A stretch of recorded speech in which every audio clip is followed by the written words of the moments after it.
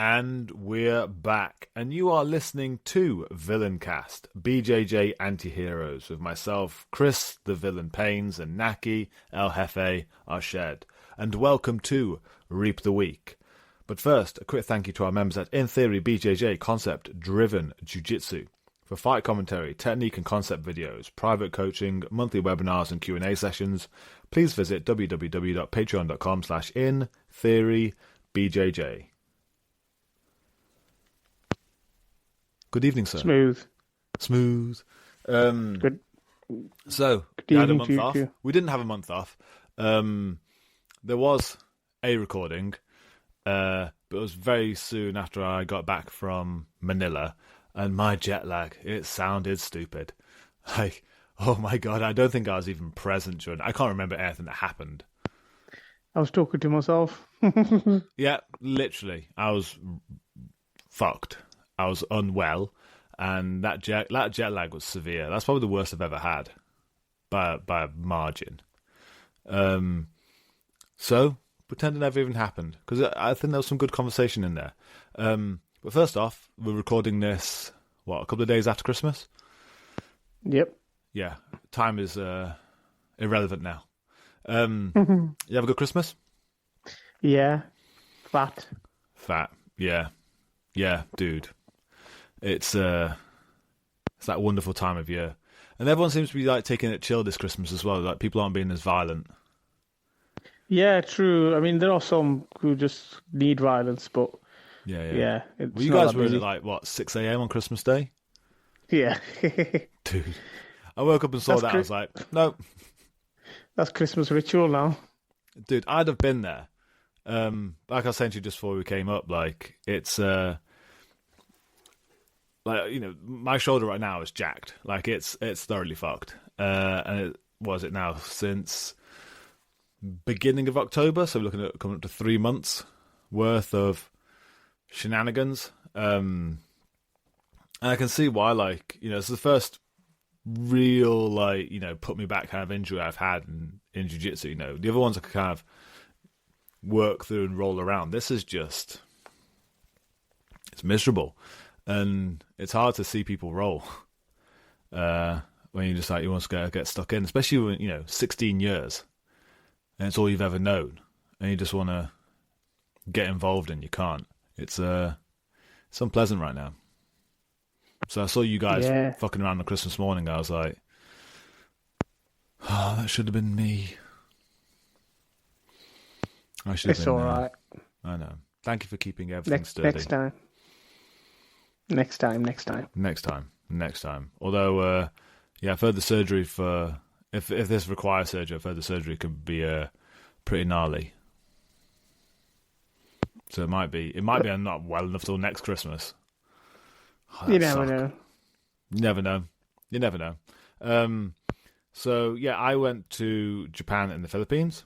It was fantastic. What an amazing place. Place is.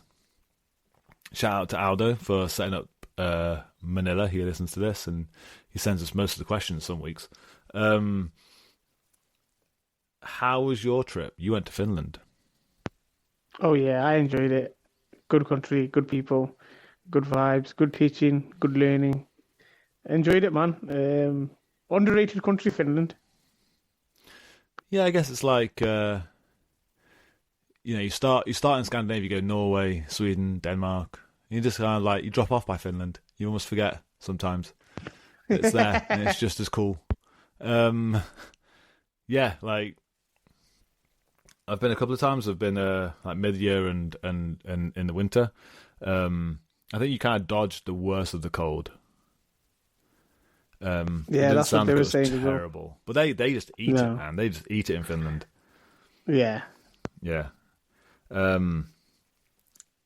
Especially that gym with. So it's over in the western side of Finland, right? Isn't it? Tamasari. Yeah, down south, a bit southwest, isn't it? Yeah, southwesters. And yeah, it gets a bit cold out there. It's a lovely place. You wouldn't think that. I mean, it's right on that far out corner. Yeah, the guy who runs the gym, Joachim, he been around for like 20 odd years now in jiu-jitsu? Yeah, 20 odd years. Like from this tiny town in the corner of Finland, you wouldn't think there was such a long and storied amount of jiu-jitsu out there, like buried in the snow. But yeah, it exists, and it's like as soon as you see it, and that they're all training in that, that basement next to that school, whatever it is, you're like, damn, like jiu-jitsu just exists everywhere, doesn't it? Yeah, it's crazy. It is everywhere. How did you find? Because that was pretty much your first full international seminar, wasn't it? Yeah, 100%. But it wasn't too thingy. I didn't find it too bad because I've got experience of doing obviously WUPAS and other little seminars here and there. But yeah, that was my first international one. How did you find it? I enjoyed it. I didn't find, like I said, I think I told you at the time, I didn't have any nerves or anything. I just started teaching what I wanted to teach, and then it went from there. I didn't find it too stressful either. Good. Well, yeah, enjoyed it. If that's how 2024 ends, let's hope for 2025 being busy, more prosperous. Yeah, more prosperous. Yeah, I was actually having a ponder about this, about like my 2024 was when I look back, mayhem, and I'm like, right, I don't think I can do that again. Yeah, start of the year, yeah. Yeah, like 2024 was a lot. I think I was up to, which considering, I think Preet actually put up on his the other day, I think he got up to about 80 flights, and I got up to 50. I'm like, to be not that far behind him, that's some effort right there. I'm like, yeah, let's not do that one again. I've seen enough airports. Although I'm saying that, and I'm off to America like in about 3 weeks' time, so who knows? It may be worse. One thing that we did talk about in the previous episode, and it seemed close to your heart. So whilst we were away, so I went away to Japan, and you all went out to a competition, the British Open. What happened, Naki? How do you feel? Oh, I'm over it now, but mate, I got robbed. I'm not going to sugarcoat it in any way or act like that. I wasn't bothered. I was, but then I kind of shrugged it off. I was like, it's made me work harder, to be fair, because it is what it is. But yeah, it was fucking the typical jiu-jitsu thing where, somehow the bottom person can lay there, do nothing for fucking most of the match. And somehow in the jiu-jitsu, the rule set, the bottom guy has won. So I don't understand how that works. I can't get I understand why the rules are there, but that rule is bullshit, man. Like, close guard is a stalling guard. Yeah? Like, if you don't attack from there in 15, 20 seconds, the bottom guy should start getting stalling calls. It's not on the top guy. Like, you've wrapped your legs around them, and it's like, you're obviously holding on to them for dear life because, when you open your legs, they're going to pass your guard. And it's like, oh, no. How can you give the top person penalty calls, man? I don't get it. Yeah. I think close guard is I think we are... Actually, it was this came up in a private today. It was a gent who'd done new into jiu-jitsu, been training. He trains external to our gym. He wants to do mostly MMA and get and stand up. Yeah, he's learned jiu-jitsu seemingly from jiu-jitsu classes, and his main go-to is close guard because he's 6 months in, so that seems to be his main jiu-jitsu ground knowledge. So when the wrestling gets a bit tough, he just pulls close guard and goes for a guillotine. A true Chrome Gracie. And you can see that there hasn't been too much unison between various aspects of his training, because close guard exists in a bubble where heel hooks aren't allowed and you can't punch someone or slam them on their head. And if any of those things were allowed within the sport, close guard would die a death. Like, if there was any chance that I could just pick you up and slam you onto your back, you wouldn't want to hold close guard. If there was any chance of me punching you in the head, you wouldn't want to hold close guard. And with your legs dangling on the outside, they are very susceptible to getting heel hooked. So you wouldn't want to have that anyway. And because of that, it means that it's given close guard this kind of false narrative within jiu-jitsu where it's like I say, it's a dominant position, but it's only dominant because everything around the rules says leave this position alone. Like, we can't touch you in this position. All the things that would make this nonsensical in a fight, we can't use. Yeah, exactly. It's like, and it's funny how literally the week after, Kron Gracie demonstrates to the world what happens when you jump close guard in a something as close as to a real fight. Like, you get knocked the fuck out, mate. I mean, I'm not arguing like, okay, fine, it exists within the realms of the sport, and the sport says the rules are we can't slam someone on the head, punch them, or heel hook them. That's fine. But don't reward the close guard then, because everything around it has been declawed. Like, that's a bit cheeky. Like, don't protect this wondrous position. It's a vulnerable place. We can all admit it's a pretty vulnerable place. And if all you got is the person on the floor just holding on for dear life, like, it's I say any other kind of circumstance, they wouldn't want to be holding on for dear life because it'd suck. Like, they're only holding on now because the rule says that they can, and nothing bad will happen to them. If anything, they're actually going to score for it. Yeah, man, that gold medal, can't believe it. I know. Close guards,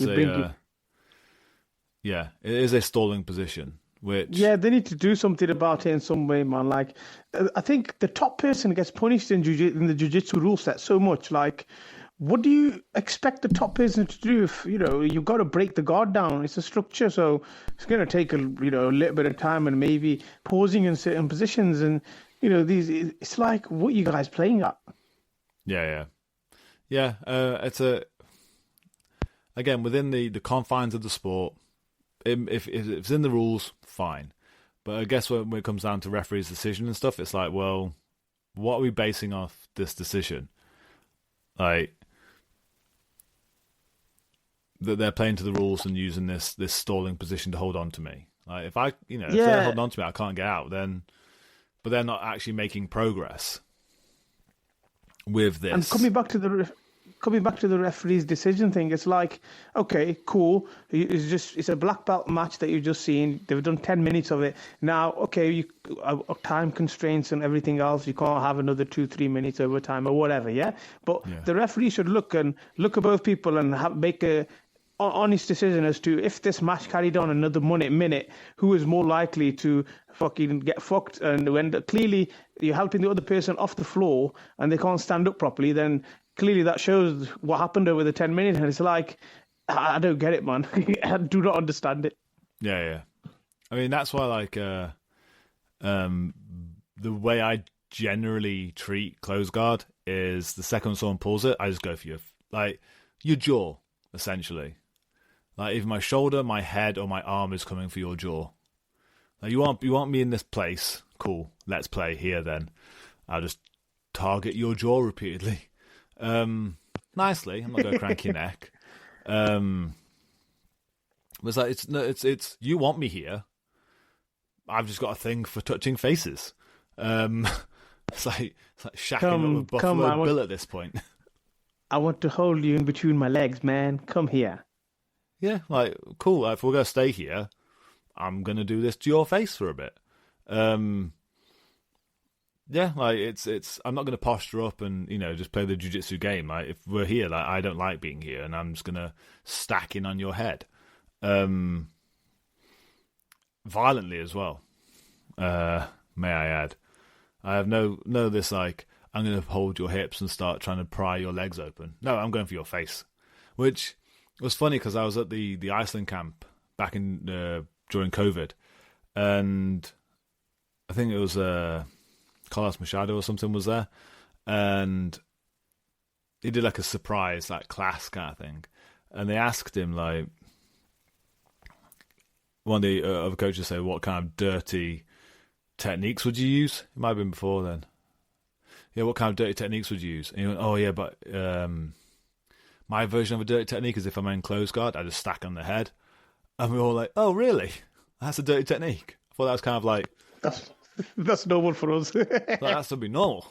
Like, yeah, but it's in the rules, and you can go on there, start stacking on their jaw. And I was like, good. Like, I like that. I like that idea. It's kind of stayed ever since. There should be that. Again, I think we said it on the last podcast. Like maybe one way we fix jiu-jitsu is by saying you get a free slap. Just one open-handed, full, breaks off slap during a fight, during a round. Don't know where it'll come. Can I use it once? I wonder how many people would act differently. Yeah, definitely, man. Just whack. Maybe one day. Maybe the rule sets will change, but it doesn't suit them right now. So yeah, exactly. Yeah, I know it's frustrating. I know it's the bugbear of many of us, just people holding close guard. But that's fine. We'll fix it. We'll fix it. Exactly. One thing. So speaking of that kind of like the gentleman I worked with earlier, one thing I've started doing is diagnostic like videos, like how doctors kind of like write down notes like patient presented with these symptoms, and like for privates that I'm doing now, I'm making videos like talking about that kind of stuff, like patient presented with wanting to stand up but their legs were in the air.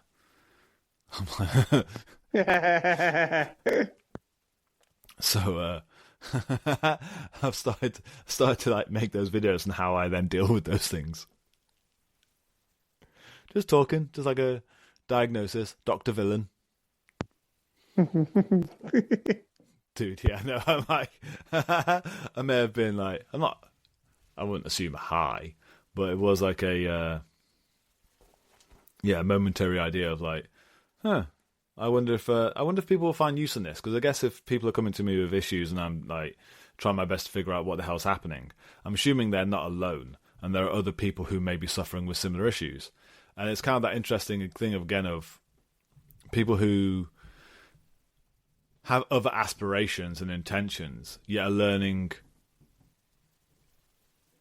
rule sets which aren't fully aligned with the thing that they want. And the rule set kind of adapts the art, as it were. Like how wrestling, that you're not really worried about someone grabbing your neck and jumping for a guillotine. So running with your head forwards and like power shooting through someone, it's fine. But in MMA and Jiu-Jitsu, you can absolutely get guillotined. So does it make much sense putting your head in that hole? No. So adapt it. And it's the same with, like if you're learning Jiu-Jitsu, you think, well, I've got aspirations of getting into MMA, and the first thing you're learning is close guard. News for you. Yeah. Bad plan. It shouldn't be taught, man, as a beginner thing, or close guard should be one of the last things taught, in fact. Yeah, dude. I don't think we've actually like properly taught it, like proper plans from it, because I was thinking it's unnecessary, and that was kind of the fun thing of talking to this guy of when we did that kind of that 6-week beginner course, trying to figure out how you teach jiu-jitsu without stepping into that dogmatic approach, like what makes the most sense, not just what we were taught early. And I said to him, like, one of the first things you kind of learn is like an arm bar and close guard. And I was like, well, what would you normally teach a beginner then if they were to join you? It's probably the same. I'm like, exactly. Because we just teach how we were taught. It just proves it again. But stepping out of that and going completely different, that takes effort. I'm so happy that the progress of the beginners that we had come through. And they're all monsters, like terrifying as well. Yeah, and they stuck around. Yeah, exactly. They stuck around and they had context, and that's one thing they did say is like, oh, we actually understand what we're supposed to be doing. Which it's amazing how many people still come through beginning jiu-jitsu in their first year still go, I still don't know what I should be doing. There's colour belts who still say, "Oh, we don't know what we're doing." Yeah, dude. That's scary. I know, and it's like it's like learning numbers 1 to 100, but starting at a random number. It's usually how we learn our first jiu-jitsu class. Is right. We're gonna, whatever night we land on. Like, oh, we're doing Kimuras tonight. Cool. What does that mean? And why? The fuck? Like, I don't know anything about position or control or being on top or anything. I'm just learning this weird arm lock. Like, it's literally like learning numbers 1 to 100 and starting at 60. Like, what came before this? Doesn't matter. This is 60. Cool. And Mad, isn't it? That's how we still learn and teach. I know. It's because we don't know any different. And again, it's people. We're entering now. I imagine when this comes out, of loads of clubs offering free classes and beginner courses and stuff like that, because it's new year, new me's. But it's the same.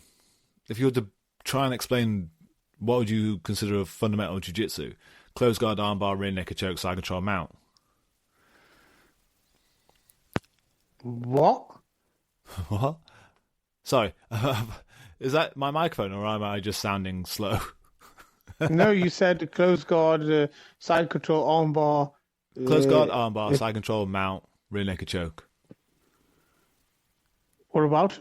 That'd be like what most people would be considering right now as a fundamental course in jiu-jitsu. Oh yeah, that's why I said what. Like, no chance they're not fundamentals. Oh no, exactly. Yeah, but that's all these people currently probably starting up these little courses. Yeah, that's I get you. Yeah, the beginner course would look like. Yeah. Yeah, wrong. But even from that perspective, it's like, how is that fundamental? Like, how does that explain any context for what grappling is? It's true. Nowhere near. It's nowhere near. It doesn't explain control. It doesn't explain balance. It doesn't explain grips, distance, hand fighting. And then again, like I talked before, like giving these weapons like chokes and joint submissions to people who have no control. Mm. I think that's scarier. Yeah, that is scarier. Which, considering the places we've been and the things we've done.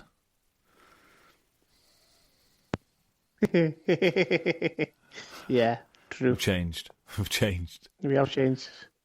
But it's weird, man. I like, even though we do the whole holding the submission thing, like, submissions are better now. Like, they are so much, you can hold on to them and finish them nicely, and it's so nice, and they're much more aggressive as well, but all controlled. Yeah, and I think as well, it's the level of control now. It's the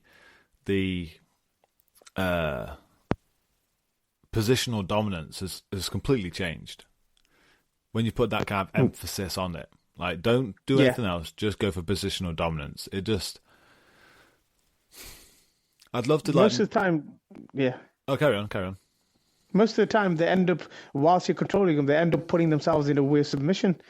I know, and I think I'd love to do almost like a follow-up series of like how control looks now. Yeah.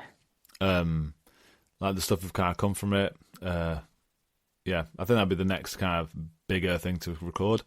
Talking about recordings, and this, you got a shout out recently for this. So you've been doing your Instagram versus reality videos. Oh yeah. Yeah, because someone mentioned recently like how much they like them. Yeah, a lot of people like them, to be fair, secretly. I like them. It's just like when we're recording them, you just try and you're telling me to do the dumbest things. like you'll show, like, so the way these things go is that Naki has his, usually if we're recording or even I'll do a couple of videos, Naki we'll change up the camera a little bit, and then Naki will do his Instagram versus reality videos. And I'll go, right, what's on the menu tonight? And you show me some of the most batshit stuff that you found on Instagram. Like, your algorithm must be so fucked from the things that you must be saving. I get so much shit sent to me as well. It's like, oh, do one on this, do one on this. I'm like, yeah, sending requests, boys and girls. Keep sending them. Dude, the things that you must be getting like recommended now must be the most god awful. Like, it'd be fun, like an experiment. Like, you ever seen the film Kung Pao? No. Like, it was like from the 2000s. It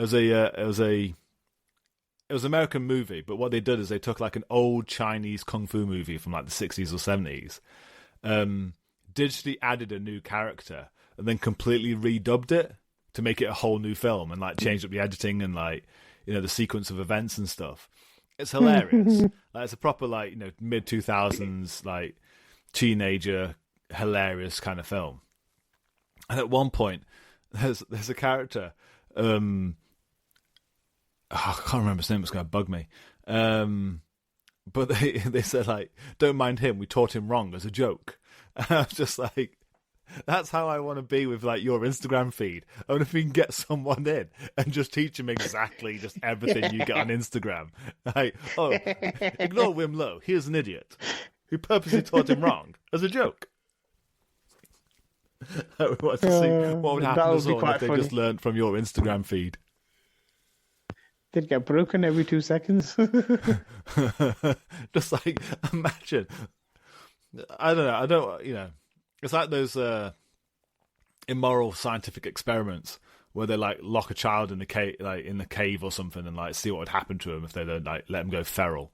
Like, I think we could do maybe the same thing to someone. Would it be immoral to ruin a person and just go, right, like, next lesson, like, come here, Gary, like, don't learn with the other guys.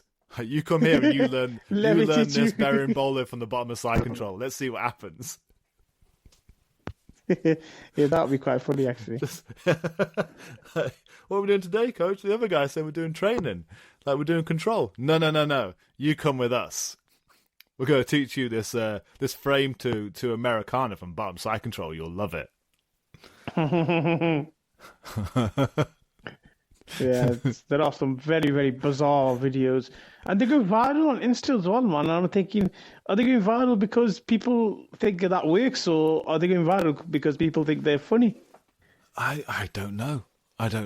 Exactly, that's the worst part. And I actually think there's a lot of people that will watch it and think, oh, shit, that works. Thing is, I think against other white belts and blue belts, and when people have no kind of posture or tension to their bodies, anything will fucking work. That's part of the whole fun of being a black belt, is because you can actually maintain some decent posture and whatever in your body, and then you can just pick something randomly stupid to do to a white belt. Like, yeah, cool. Like, I've been Aikido wrist locking people from standing. Yeah, the funny shit that is. Like, when you like the whole, like, you know, the outside flicking wrist lock where people dive in the air in Aikido. Like, I've been doing that to people on purpose, like, and just screaming Aikido as I do it, just to see if they flip through the air. I'm like, it's a completely nonsense. It would never work. But if someone comes at you, like, you know, if I'm, you know, a camp or someone with bad posture, I'm like, oh, I'm going to have fun here. I'm going to see if I can Aikido flip someone. Exactly, it's part of the fun of being a black belt. You can make anything work, and that's the thing. Like, these kind of mad, outside the box thinking techniques. Yeah, it's going to work on like someone who has no body tension. But against anyone with a spine, that works, it's nonsense. And you prove that. You prove that is all bollocks. Yeah, man, we got loads to flip and record. You got more to do. How much are you saving up for me when we get back? I've got about 3 or 4 saved up, and that's just like, I don't want to do too much in one go. Oh no, let's just do it. Let's just, like, you know, new year, new us. Let's just like barrel into the internet with everything crazy we've been saving up. Oh God. And that's the thing. It's like, because you use me as well as the Yuki to kind of demonstrate everything. It's like, it makes it look like I've had a head injury. Because you don't put up the original video. It's like, oh, look what Chris is doing today. He got his CTEs kicked in and he can't think straight. No, we just do the remake, don't we? We just demonstrate it out. Yeah, exactly. You say you're right. The thing is, what is actually, surprisingly difficult is some of the things you've shown me to do are actually so mental that I can't wrap my head around what I'm supposed to fucking do when you show me. I know. That's the funniest part. It's like a weird test. You're like, Chris, like this guy's doing this weird upside down thing. Can you do this for me so we can record it? And then I'll show why it doesn't work. I'm like, sweet Jesus, neck. What is he doing? I don't know. I don't know why his leg's up here. He's chewing on his own toes. Why is he just going from close guard top to turn around, giving his back up to try to leg lock him? Why? Oh, dude, some of those things, I'm like, I don't think I've got the bone density in the right places to do these things. It's going to hurt me. My ligaments, dude. Think of them. We should just like my videos are. I guess you've got some outtakes of when I record mine of me just kind of like fucking up the intro or something. They're boring. Me saying some random stuff and just shitting it 5 times. The outtakes from yours even better. Yeah, some of them are quite funny. Let's get the beginning of those videos. Actually, yeah, I'll start saving them because I'll delete them. Yeah, I guess because I tell you the whole thing. Like, but I'll start saving the bloopers and that. Yeah, I'll put the camera on at the beginning when you first show me, so I can see you can record the reaction of the fuck. Why? Why are we doing this? Like, yeah, man. Get ready. Warm up your neck.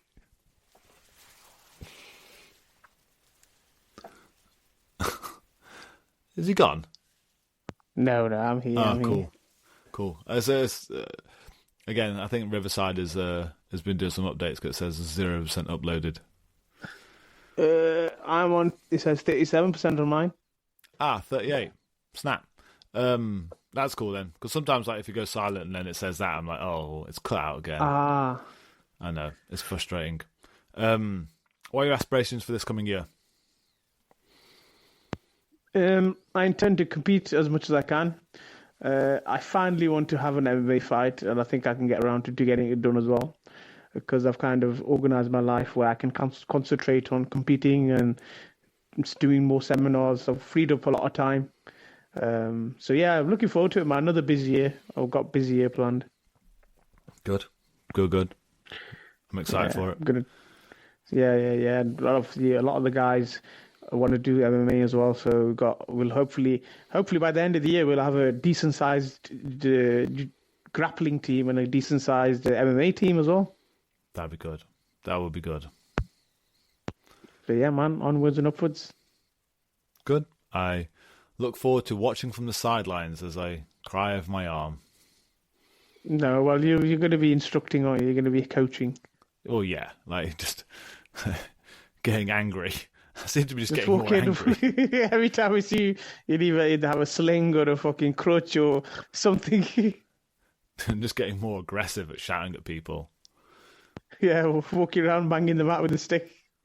It's one of the guys who put on the WhatsApp group before I went to Japan. Like, they thought it was hilarious. I was just walking around the room like some sort of like evil Soviet drill instructor, just hitting people with sticks.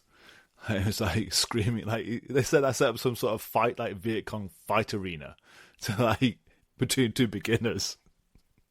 And I was threatening them at the same time. And everyone on the WhatsApp group was like, "The fuck was Chris doing tonight?" It's like normal, apparently. Traumatize them poor kids. Exactly. I'm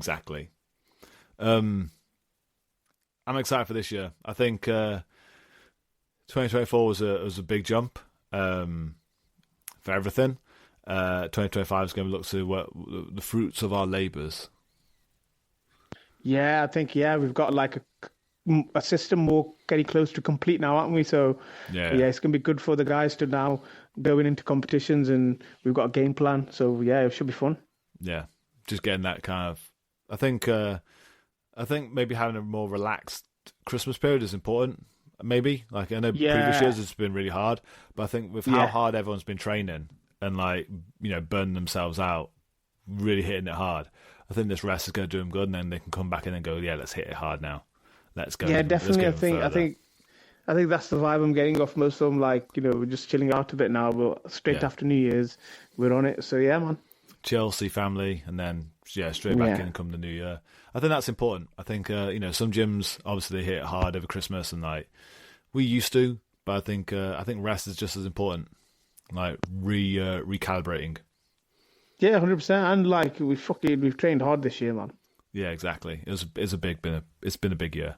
Yeah, I'm excited to get back. I know you're in tomorrow. I've been teaching privates anyway, pretty much every day, apart from Christmas. But I think the next one will be Monday then. Yep. I'll see you Monday, sir. See you Monday. So it's been a good return to Villaincast, and good night, everyone. Yeah.